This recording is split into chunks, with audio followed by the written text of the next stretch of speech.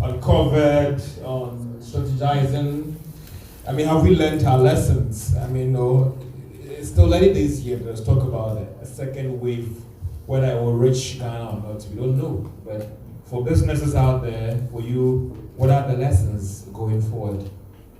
Well, for me, I think the critical thing is how COVID is fast-tracking us into the fourth industrial revolution. And it's something I've actually been discussing for quite a while now. We've not been prepared. Typical Ghana, we are very reactive and being proactive. It creates new opportunities for us. It's changed the way education is running. I can see my former floor mate here, Professor Bogby, is now running everything online. So there's a change, there's a paradigm shift in our general approach to things. And for us as business folks, it's quite a rude awakening. Some have been prepared, but by and large, as a country, we've hardly been prepared for such a major shock. But God has been good to Ghana. COVID has not had a devastating effects that it would rather have had, or what we've observed in other countries. So that positions Ghana in a place of strength to turn this particular advantage or less disruptive impact into something of local competitiveness. And unfortunately, I'm not too sure we are positioning ourselves to take advantage of that. Another thing that I think is quite important is another rude awakening to policymakers, and for those of us in the policy space, we have to keep rethinking the structures of our economy. It's reminding us that when push comes to shove, countries will definitely look within. Vietnam, Thailand, India banned the export of certain commodities because they had to prioritize the interests of their people. What could Ghana really do? You know, we're no on that kind of map. And when it became that critical, we were short on certain key supplies. So there's a need for us to look within, take local content a lot more seriously, build local industries, support them right, not what I would say more of the Photoshop kind of support we give industries in this country. You know, and build industry that can help drive and grow and sustain us when it is most critical. And these are the things that, for me, from a policy side, keeps reshaping my general thinking. So in summary, the fourth industrial revolution thing, the need for us to really build our human resource capacity right to be able to compete in that future that is very present today.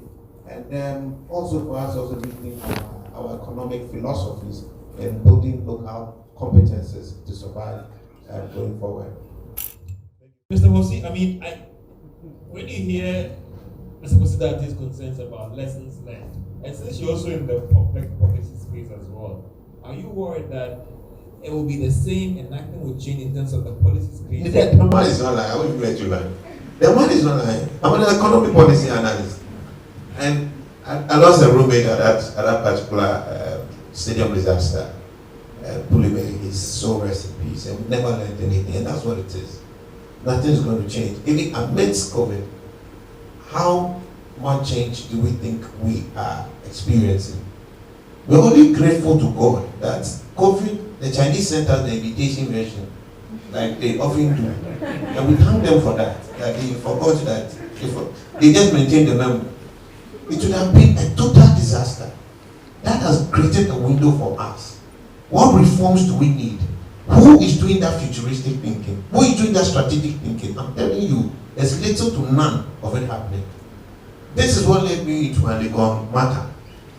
Alright? I mean, the professors are here. Fourth Industrial Revolution, they will teach it in the textbook. But how much of that will they apply in changing the ways of teaching and equipping students for the future?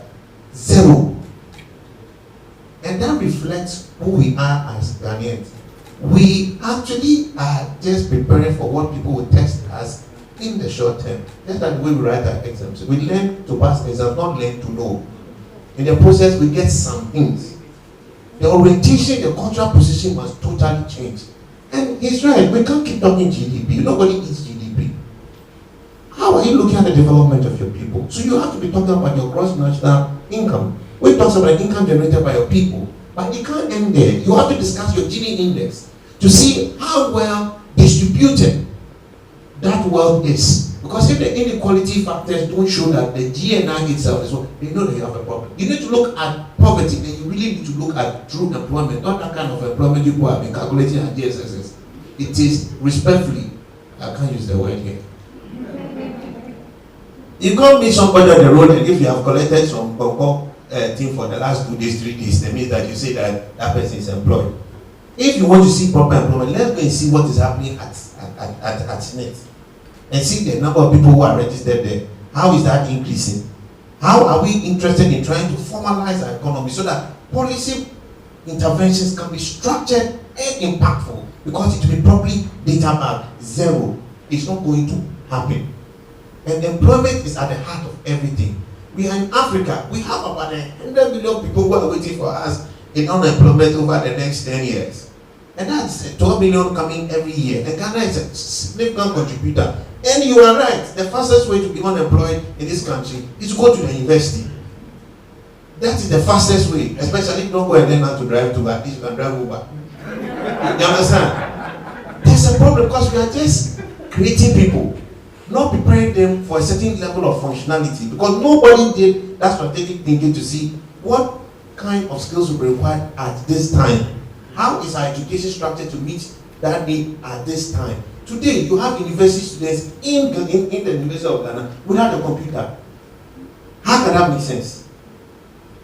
How can that make sense? It's like telling me that you're a science student in secondary school at university level without a calculator. Since when did you become Einstein on your own? You get it? So there is no thinking happening. I prefer to be seen as a farmer than what you want to call me. And I'm in a great value chain. I have infrastructure investments in storing stuff. We have a president visit my farm. All kinds of commitments are made by politicians. To date, zero.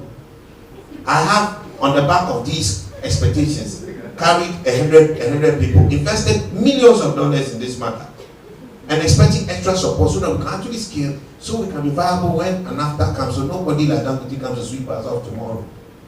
And today, I have to lay people off. And I'm still holding on tight to people. Because for me, business is not just profits, it's lives. And you can't forget that. But what policy structure is being developed to sustain that kind of investment that I have? I wrote a letter to the Ministry of Agriculture. After the Deputy Minister was there with about 6 cabinet ministers. And I said, these are ways we can collaborate to really grow and develop this sector. Because they asked for it to, not a reply since January or February this year, not a reply up to now, about this is how we can partner and help you grow. Because we need proper policy interventions, which in some cases are not just money, but zero, no concern. But we just be counting PFG here and there. And then we have this whole infrastructure sitting down, and little productivity to zero productivity. No structured support to really get people who are putting their skin in the game to really get a return. And you know, you got plenty, 100,000, blah, blah, blah, people at MPF. A lot of them are not people going there with a real business intent. Let's be honest about it. A lot of folks felt it was another party opportunity to cash in on funds. Just like we have seen with Maslow, just like we've seen all those kinds of politics-backed interventions. With the Ghanaian people, there's something wrong with us. You understand? We have a problem, and everybody's looking for a quick fix for just himself. And that is also reflecting on the politics that we have. Because the politicians don't also give us good examples.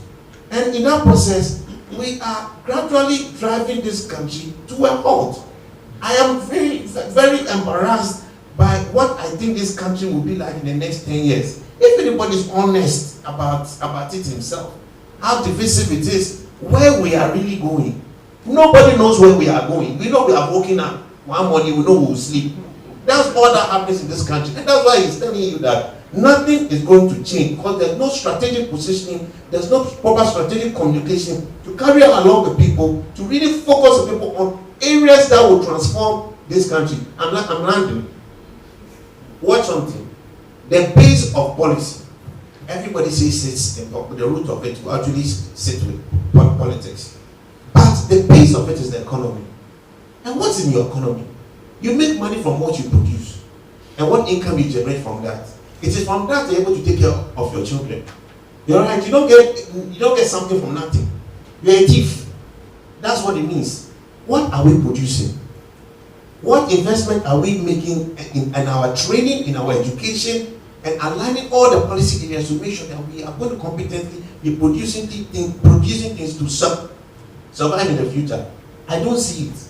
And when people like us try to do something, we always end up being left alone, unless of course we also join the party folks, and we would. We are business people trying to help change lives, drive sustainability for our country, and that is totally missing.